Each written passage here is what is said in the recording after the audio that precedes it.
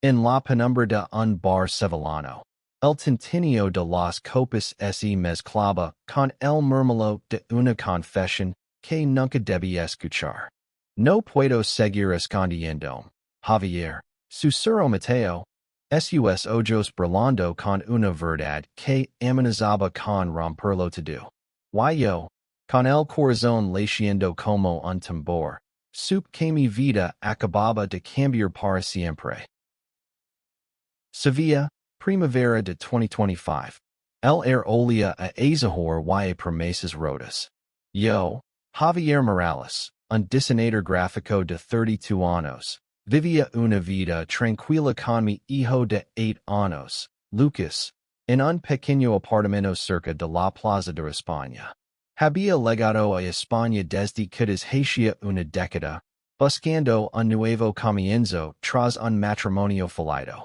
Lucas era mi ancla, mi razón para levantarme cada mañana, aunque la soledad a veces pasaba como una losa. No esperaba que un encuentro casual en la escuela de mi hijo me arrastrara a un torbellino de emociones que pondría todo en jaque. Mateo Vargas era el padre soltero de Daniel, el mejor amigo de Lucas en la escuela. A sus 34 años, Mateo era el tipo de hombre que todos notaban al entrar en una habitación. Alto, de hombres anchos, con una presencia que gritaba confianza. Pero había algo más en él, una sombra en su mirada que solo yo parecía captar. Era el padre alfa de la clase, el que organizaba las actividades escolares, el que siempre tenía una sonrisa para los niños y una palabra amable para los padres. Nadie cuestionaba su vida perfecta, su casa impecable en Triana, su trabajo como arquitecto de éxito. Nadie, excepto yo. La primera vez que nuestras miradas se cruzaron fue en una reunión de padres. Yo estaba agotado, con un café frío en la mano, intentando seguir la discusión sobre el festival escolar. Mateo estaba al otro lado de la sala, con una camisa azul perfectamente planchada y una postura que exudaba control. Pero cuando sus ojos encontraron los míos, algo se rompió en su fachada. Fue breve, apenas un segundo, pero sin un nudo en el estómago.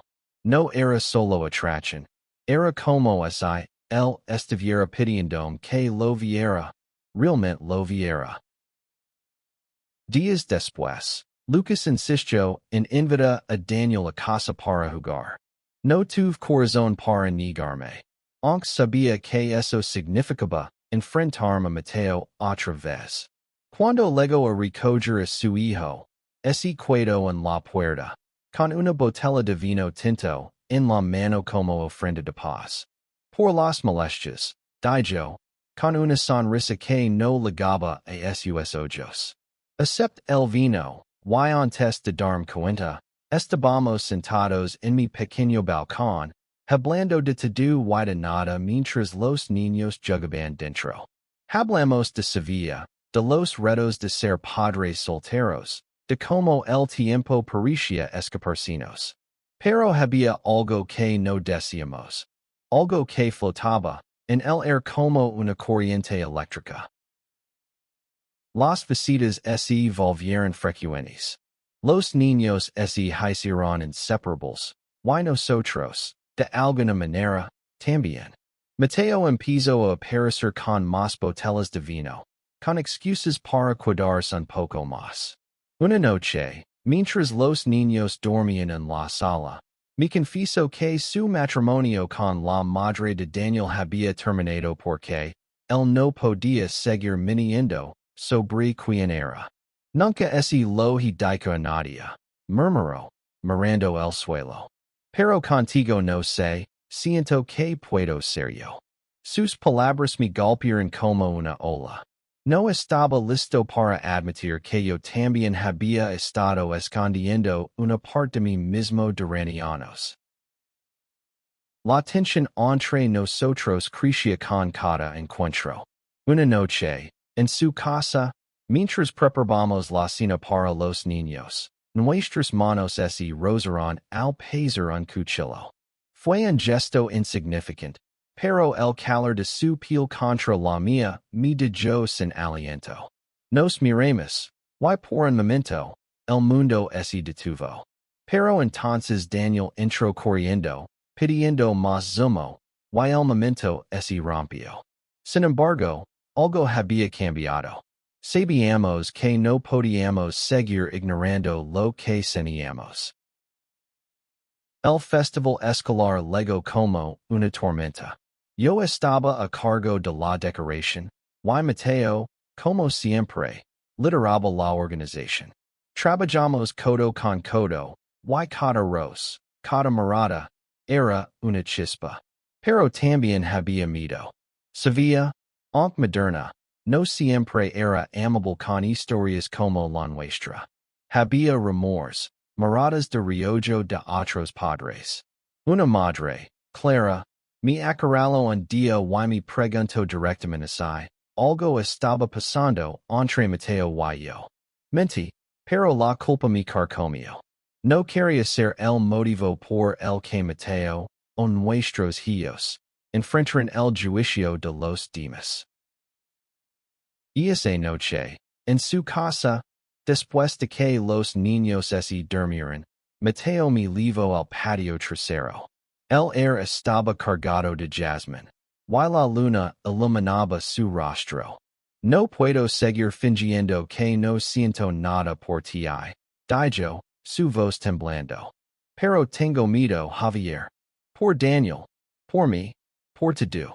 Lo mayor, y por primera vez en años. Dejé caer mis propias barreras. Yo también tengo miedo, admití. Pero no puedo seguir viviendo a medias. Nos quedamos en silencio, a centímetros el uno del otro, y supe que no había vuelta atrás. El verano sevillano llegó con un calor sofocante, pero la verdadera tormenta estaba dentro de nosotros. Mateo y yo nos vimos casi a diario, usando a los niños como excusa, aunque ambos sabíamos que era más que eso. Cada conversación, cada risa compartida, cada silencio cargado de significado nos acercaba más al borde de algo que ninguno de los dos podía nombrar. Una tarde, mientras los niños jugaban en el parque de María Luisa, Mateo me contó más sobre su pasado. Había crecido en un pueblo pequeño cerca de Granada, donde ser diferente no era una opción. Su matrimonio con Elena, la madre de Daniel, fue un intento desesperado por encajar, por ser el hombre que su familia esperaba. Pero el peso de la mentira lo había destruido. Cuando Daniel nació, pensé que podría soportarlo, dijo, mirando a su hijo correr tras una paloma. Pero no puedo. No quiero que él crezca pensando que el amor es algo que hay que esconder. Sus palabras resonaron en mí. Yo también había escondido mi verdad durante años. Mi matrimonio con Ana, la madre de Lucas, había sido un refugio temporal, una forma de convencerme de que podía ser normal. Pero cuando ella se fue, levandos consigo cualquier ilusión de felicidad, me quedé con Lucas y una pregunta que no podía responder. ¿Quién era yo realmente? Con Mateo, por primera vez, sentí que podía encontrar una respuesta. Nuestros encuentros se volvieron más audaces. Una noche, después de que los niños se durmieran en mi apartamento, Mateo se quedó hasta la madrugada. Hablamos en susurros, sentados en el sofá, con una botella de manzanilla entre nosotros. Sus dedos rozaron los míos, y esta vez no me apart. Cuando me miró, supe que estaba a punto de cruzar una línea. Javier, murmuró, inclinándose hacia mí. Su aliento olía a vino y a promesas. Nos besamos, y el mundo entero pareció desvanecerse. Fue breve, torpe, pero lino de una verdad que ninguno de los dos podía negar. Pero la realidad siempre encuentra la forma de irrumpir.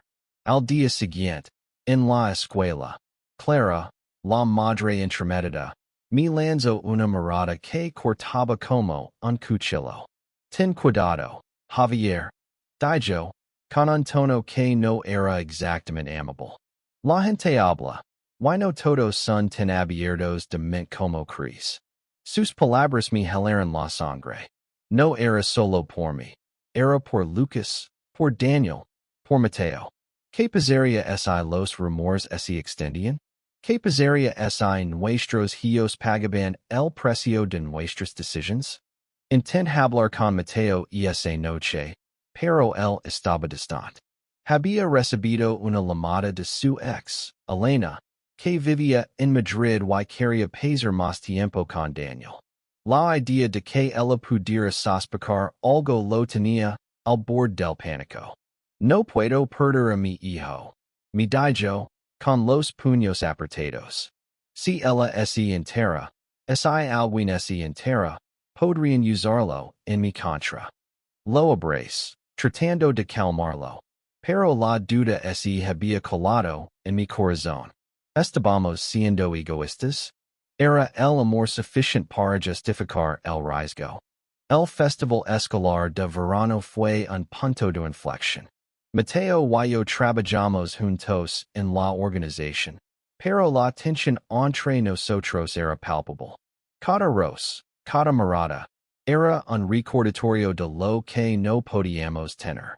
Durante el evento, six a Lucas y Daniel riendo juntos, ajenos a las tormentas de los adultos. Mi pregunta si valía la pena arriesgar su felicidad por la nuestra. Pero entonces Mateo me tomó de la mano detrás de un puesto de limonada, fuera de la vista de todos. Y susurró. No quiero renunciar a esto, Javier. No quiero renunciar a nosotros. Y esa noche, en su casa, cruzamos otra línea. Los niños dormían, y nosotros, impulsados por una mezcla de deseo y desesperación, dejamos que el mundo se desvaneciera. Fue más que físico, fue una promesa, un acto de rebeldía contra el miedo. Pero cuando desperté su lado a la mañana siguiente, la realidad volvió con fuerza. Un mensaje de Clara en mi teléfono. Sé lo que está pasando. Ten cuidado, Javier. Esto no terminará bien. El mensaje de Clara fue como un bol de agua fría. Pasé el día siguiente en un estado de paranoia, revisando cada mirada, cada susurro en la escuela. Mateo, por su parte, estaba más calado que nunca.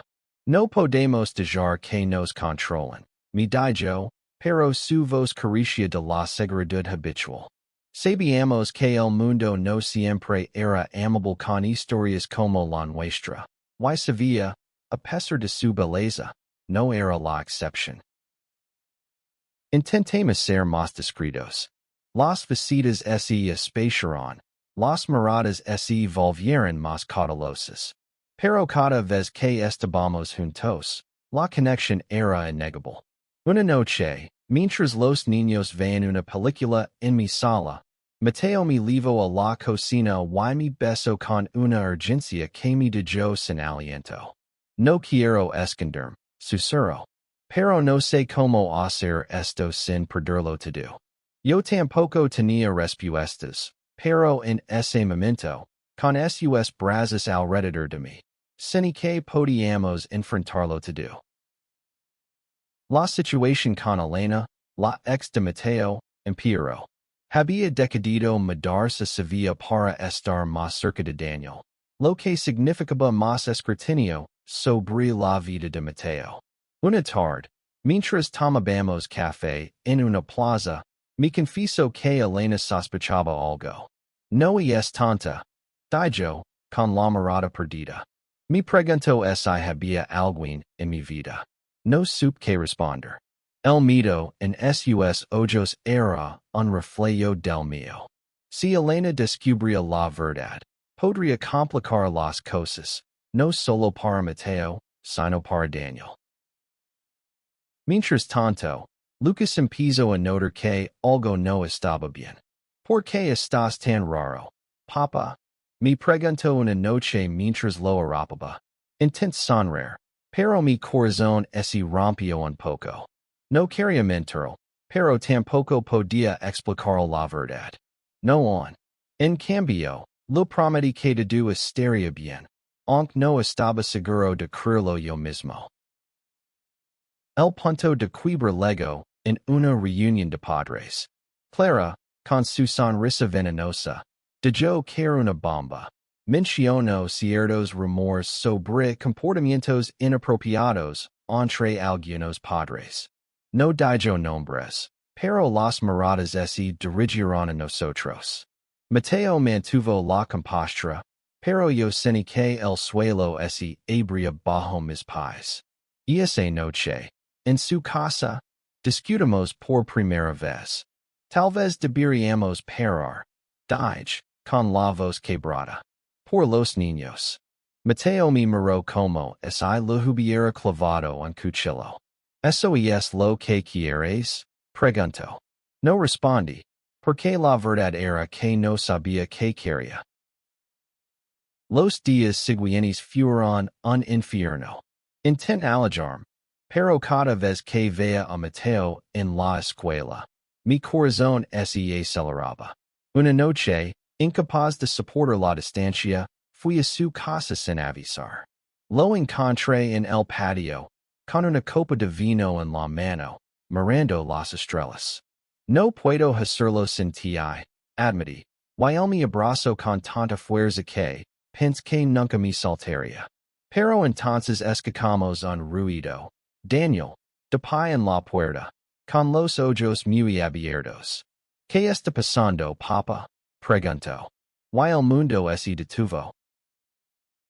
Daniel no dijo nada más esa noche, pero sus ojos, llenos de confusión, se grabaron en mi mente.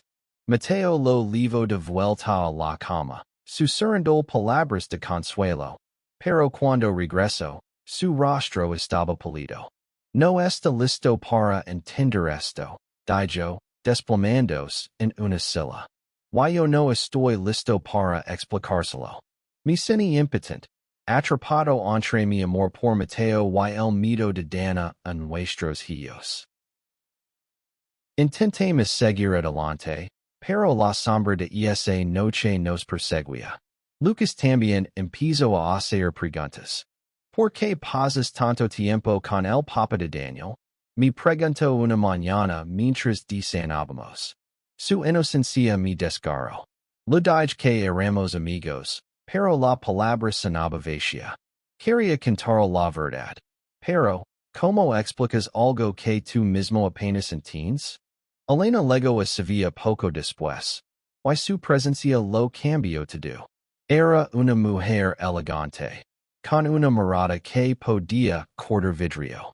Nos encontramos en un evento escolar, y aunque fue cortés, había una tensión subyacente en cada palabra. Mateo siempre ha sido bueno guardando secretos, me dijo en un momento, con una sonrisa que no era una sonrisa. No supe qué responder, pero sentí que ella sabía más de lo que dejaba entrever. Mateo estaba al borde del colapso. Una noche, mientras los niños jugaban en su patio, me confieso que Elena había amenazado con pelear por la custodia de Daniel si descubría algo que pusiera en duda su estabilidad. No puedo perderlo, Javier, dijo, con lágrimas en los ojos. Y es todo lo que tengo. Lo abrace, pero la duda se había colado en mí. ¿Estábamos luchando por algo imposible? ¿Era nuestro amor un lujo que no podíamos permitirnos? Intentamos ser más cuidadosos, pero el amor no entiende precaución.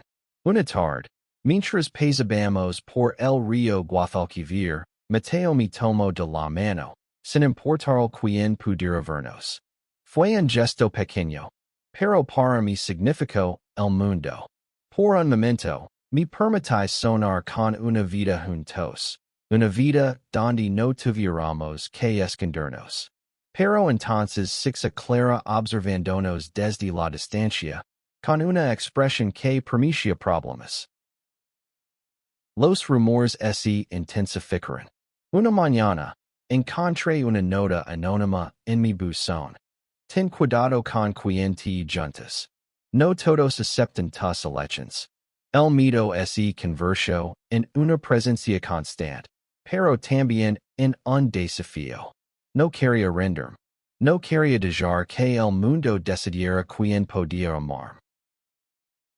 Esa noche, en la casa de Mateo, tomamos una decisión. No podíamos seguir viviendo a medias.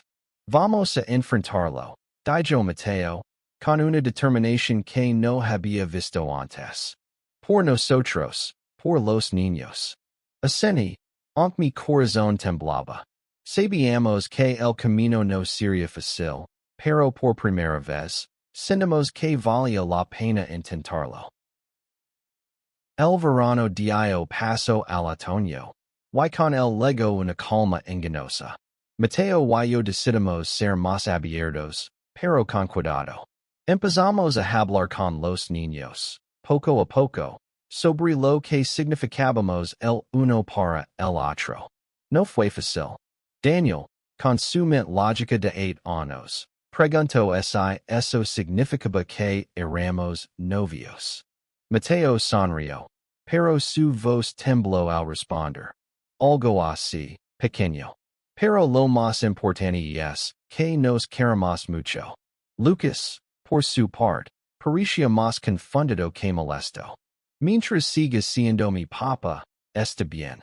Dijo, y esas palabras fueron un bálsamo para mi alma. Pero el mundo exterior no era tan comprensivo. Clara y su grupo de madres comenzaron a esparcir rumores más abiertamente. En una reunión escolar, una de ellas sugirió que ciertos padres no eran un buen ejemplo para los niños. Mateo, que normalmente mantenía la calma, se levantó y respondió con una firmeza que silenció la sala.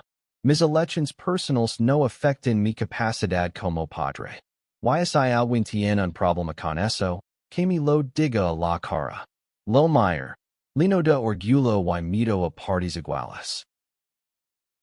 Elena fue el siguiente obstáculo. Había oído los rumores y confrontó a Mateo en una reunión tensa en su casa. Yo no estaba allí, pero Mateo me lo contó todo después, con los ojos rojos de tanto discutir. Elena no estaba en contra de su orientación, pero lo preocupaba como afectaría a Daniel. Si esto se sale de control, podría llevarlo conmigo a Madrid, amenazó. Mateo estaba destrozado, pero también decidido. No voy a dejar que me chantajees, le dijo. Daniel es mi hijo, y voy a luchar por él. Esa noche, mientras los niños dormían, Mateo y yo hablamos hasta el amanecer. Decidimos que necesitábamos un plan. No podíamos seguir viviendo en un limbo, temiendo lo que otros pensaran. Contactamos a una abogada, una mujer de Sevilla que había trabajado con casos similares. Nos explicó que, aunque España era progresista, las batallas por la custodia podían ser complicadas, especialmente si los rumores se usaban como arma. Nos aconsejó ser honestos con los niños y construir una red de apoyo. La verdad es su mejor defensa, dijo. Empezamos a buscar aliados. Algunos padres de la escuela, sorprendentemente, se pusieron de nuestro lado. Ana, una madre soltera que siempre había sido amable, nos invitó a su casa y nos dijo, no están solos. Mis hijos quieren a Lucas y a Daniel, y yo los apoyo. Sus palabras fueron un recordatorio de que no todos en Sevilla nos juzgarían. Pero no todo era esperanza. Una noche, alguien pintó una palabra ofensiva en la puerta de mi apartamento. Lucas la vio antes de que pudiera limpiarla, ysus ojos se lenaron de lágrimas. Por que alguien haría eso papa? Pregunto. No supe que responder. Pero lo abrace y lo prometí que lo solucionaríamos. Esa noche, Mateo y yo decidimos que era hora de tomar una postura más firme. No podíamos dejar que el odio ganara. El invierno llegó a Sevilla, trayendo consigo un frío que parecía reflejar la tensión en nuestras vidas. Mateo y yo estábamos más unidos que nunca, pero el mundo parecía decidido a ponernos a prueba. Los rumores en la escuela se habían comedido, pero la sombra de la amenaza de Elena seguía sobre nosotros. Decidimos que era hora de hablar con los niños de manera más abierta. Sentamos a Lucas y Daniel en el sofá de mi apartamento, con una bandeja de galletas para suavizar el momento, y les explicamos que éramos más que amigos. Nos queremos como las personas que se casan. Dijo Mateo, con una calma que escondía su nerviosismo. Daniel frunció el seno, pero luego asintió. Entonces, ven a vivir juntos, preguntó. Lucas, más pragmático, añadió. Eso significa que Daniel y yo seremos hermanos. Nos reímos, aliviados, pero sabíamos que la conversación era solo el comienzo. Elena no tomó bien la noticia cuando Daniel se lo contó. Nos llamó a una reunión en un café del centro, y aunque intentamos mantener la calma, la tensión era palpable. No me importa con quién estés, Mateo, dijo, con los labios apretados. Pero no quiero que Daniel crezca en un ambiente donde los señalan por tu vida personal. Mateo, con una paciencia que yo no habría tenido, le respondió. Daniel está feliz. Y yo también. Si quieres pelear por él, hazlo. Pero no uses mi vida como excusa. Salimos de allí temblando, pero más decididos que nunca. La comunidad escolar empezó a dividirse. Algunos padres, liderados por Clara, seguían murmurando, pero otros comenzaron a apoyarnos abiertamente. Durante el festival de Navidad, Ana y otros padres organizaron un evento inclusivo, con un discurso que hablaba de amor y familia en todas sus formas. Mateo y yo nos miramos desde el fondo de la sala, con las manos entrelazadas bajo la mesa. Fue un pequeño acto de resistencia, pero significó todo. Sin embargo, el verdadero desafío llegó cuando Elena presentó una solicitud formal para cambiar la custodia de Daniel. La abogada nos advirtió que sería una batalla dura, pero no imposible. Tienen que mostrar que son una familia estable, nos dijo. Mostrando al juez que Daniel está bien cuidado y amado. Nos pusimos manos a la obra, documentando cada momento feliz, cada debullo que Daniel y Lucas hacían juntos, cada cena en la que reímos como una familia. Una noche, mientras preparábamos la documentación, Mateo me miró y dijo, si ganamos esto, quiero que vivamos juntos. Los cuatro. Mi corazón dio un vuelco. No era solo una propuesta de convivencia, era una promesa de futuro. Ascendí, con lágrimas en los ojos, y supe que, pase lo que pase, lucharíamos por ese futuro. La audiencia por la custodia fue el día más largo de nuestras vidas. Mateo y yo nos presentamos en el juzgado de Sevilla, con las manos sudorosas y el corazón en la garganta. Nuestra abogada había preparado un caso sólido, con testimonios de maestros, padres y hasta de Ana, que habló de cómo nuestra relación había fortalecido la amistad entre Lucas y Daniel. Pero Elena también tenía sus argumentos, y su abogada no dudó en mencionar los rumores y las dificultades que Daniel podría enfrentar. Cuando el juez nos dio la palabra, Mateo hablo primero. Su voz era firme, pero línea de emoción. No soy perfecto, dijo. Pero amo a mi hijo más que a nada en este mundo. Y amo a Javier. No creo que el amor sea algo que deba esconderse. Y quiero que Daniel crezca sabiendo que puede ser quien es sin miedo. Cuando termine mi declaración, apenas podía hablar.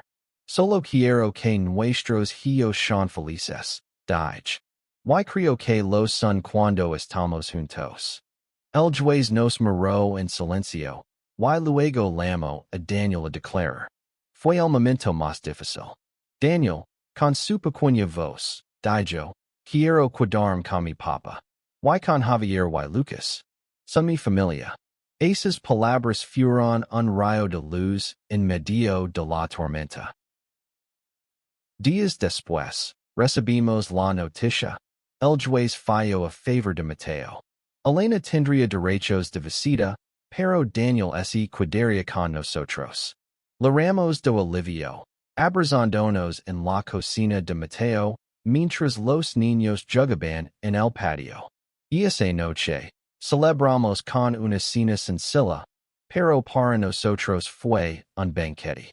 Lucas y Daniel levantaron sus vasos de zumo y brindaron por la familia. Y Mateo y yo nos miramos, sabiendo que habíamos ganado algo más grande que una batalla legal. Los meses siguientes no fueron fáciles. Algunos padres aún nos miraban con recelo, y Clara nunca dejó de murmurar. Pero encontramos nuestra fuerza en los pequeños momentos. Las mañanas preparando el desayuno juntos. Las noches leyendo cuentos a los niños. Las caminadas por el Guadalquivir con las manos entrelazadas. Sevilla, con su sol y sus sombras. Se convirtió en nuestro hogar. No solo por sus calles, sino por lo que construimos juntos. Un año después, Mateo y yo nos mudamos a una casa más grande en Triana, con un patio lleno de naranjos.